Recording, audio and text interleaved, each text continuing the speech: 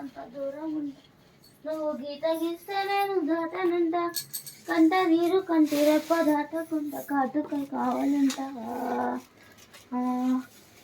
అయ్యా పని చేస్తున్నా గాయస్ ఇంట్లో, లేకపోతే మా అమ్మ చెప్పు తీసుకొని వెళ్తాడు పని చేస్తా.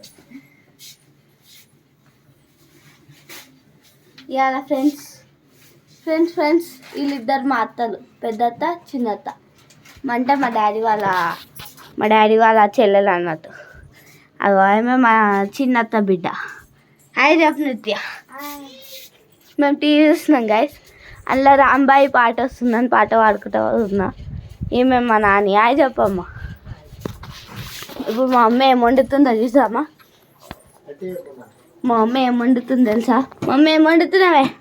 సొరకాయ పప్పు. అదేమో సొరకాయ పప్పు. మా మమ్మీ సొరకాయ తినదు, అందుకని అలాగా నార్మల్ పప్పు, 2 పప్పుకాయలు కలిపి చూపెట్టు మమ్మీ. ఇది పప్పు గైస్, ఇది నార్మల్ పప్పు చారు.